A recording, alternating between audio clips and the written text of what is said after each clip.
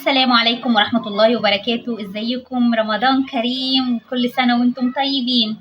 النهاردة ان شاء الله هنعمل الكفتة. جبت 1.5 كيلو من اللحمة المفرومة، 4 بصل متوسط الحجم، هناخدهم ونبشرهم. بعد كده هنصفيهم ونطلع عصير البصل لوحده، وكمان البصل المبشور لوحده، يعني ده لوحده وده لوحده.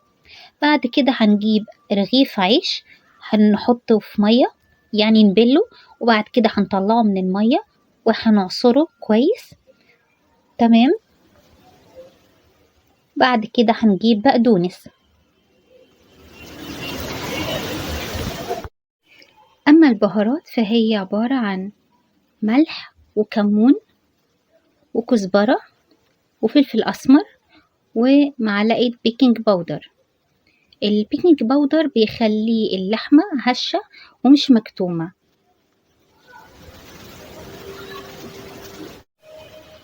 ورشة جوز الطيب. بصوا هي دي شكلها. تمام، هي بتبقى كده، وبعد كده بشرناها يعني كان بشرة كده، ودوت الشكل بتاعها. تمام.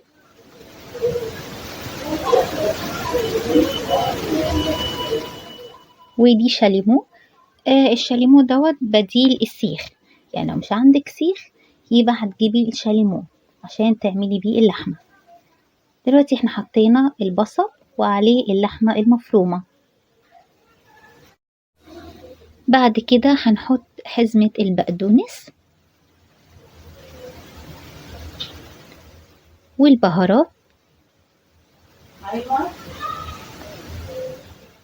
ويلا بقى نعجن بقى المكونات مع بعض.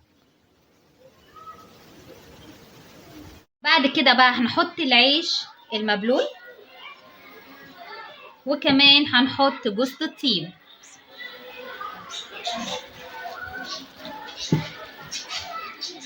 وده شكلها بعد ما عجناها. كل ما عجناها اكتر كل ما المكونات بتتجانس مع بعض اكتر واكتر. جبنا صينية وحطينا فيها نقطتين زيت. تمام. بعد كده بقى هنعمل دلوقتي الكفتة. مية البصل هحط ايدي فيها واخد حتة من الكفتة واحطها في الشاليمو.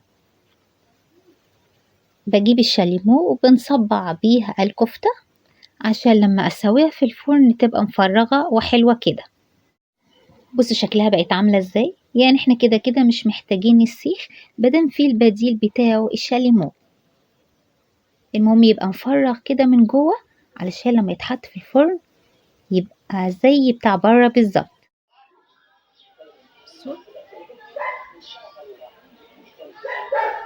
بص شكلها بقى جميل ازاي، جميلة جدا.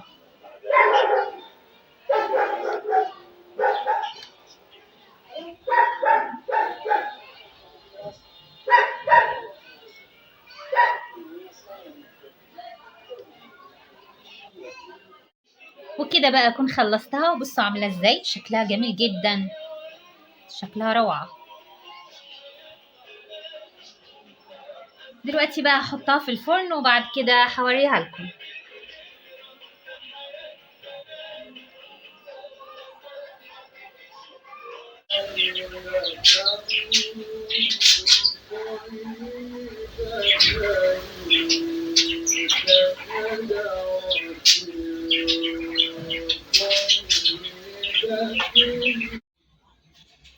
وكده نكون خلصنا الكفتة.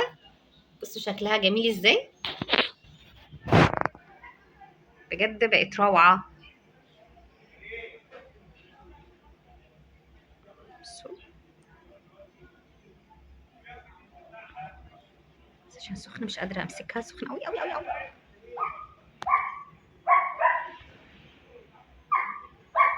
لو عجبكم الفيديو يا ريت ما تنسونيش في لايك وتشتركوا في القناة.